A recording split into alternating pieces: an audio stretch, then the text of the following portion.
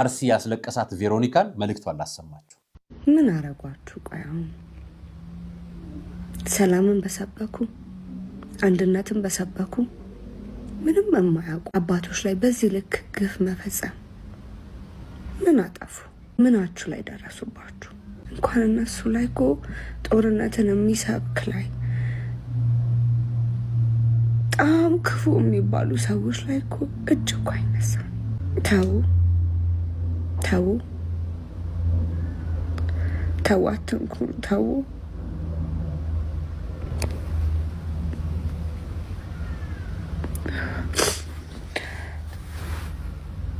ተው፣ እግዚአብሔርን ፍሩ። ተው፣ ፈጣሪያችሁን ፍሩ። ሰላም፣ እንዴት ናችሁ? ቬሮኒካ ዳና ነኝ። ያው ብዙዎቻችሁ እንደምታውቁኝ ኦርቶዶክስ ላይ በሚደርሱ በደሎች በጣም በተደጋጋሚ ብዙ ጊዜ ድምጽ ሰውን ታቆኛላችሁ። ስፔሻሊ ደግሞ የሆነ ዓለም አቀፋዊ ዓለም ላይ እንዲታይ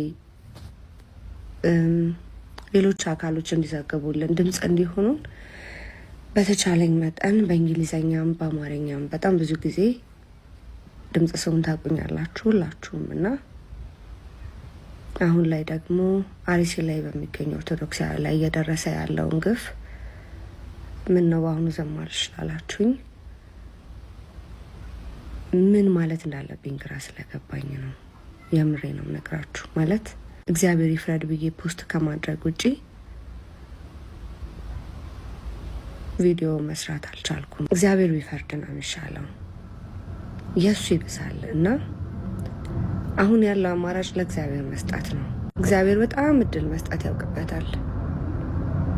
ለሁላችንም እድል መስጠት ያውቅበታል። በጣም እድል ሰጪ አምላክ ነው። ዝም ሲል እግዚአብሔር እድል እየሰጠ ነው።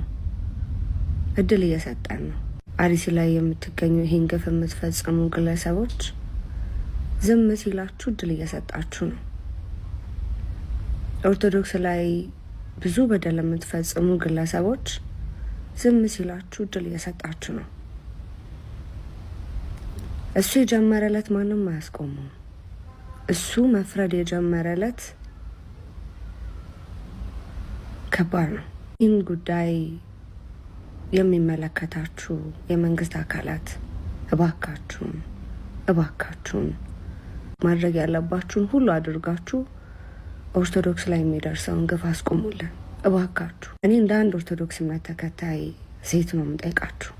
አርሲ ላይ ለምትገኙ ይህን ግፍ ለበደላችሁ፣ ይህን አርሲ ላይ ብቻ አይደለም ኦርቶዶክስ ላይ ግፍ ለምትፈጽሙ በሙሉ አንድ ነገር ልንገራችሁ።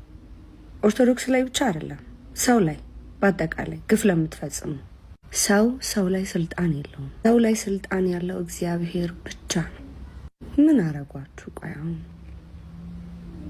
ሰላምን በሰበኩ አንድነትን በሰበኩ ምንም የማያውቁ አባቶች ላይ በዚህ ልክ ግፍ መፈጸም ምን አጠፉ? ምናችሁ ላይ ደረሱባችሁ? እንኳን እነሱ ላይ እኮ ጦርነትን የሚሰብክ ላይ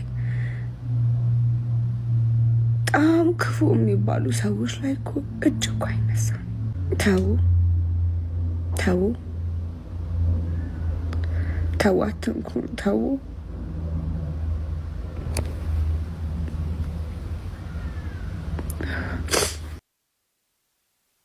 ቬሮኒካ በተደጋጋሚ በዓለም አቀፍ ሚዲያዎች መረጃዎቿን ስታሳውቅ እናውቃታለን። እናመሰግናለን ድምጽ ስለሆንሽ እህታችን። በነገራችን ላይ ቬሮኒካ ብቻ አይደለችም፣ እያንዳንዱ ክርስቲያን ግዴታው በንጹሃን መገደል በዝምታ የምንሸፍነው የምናልፈው ነገር የለንም።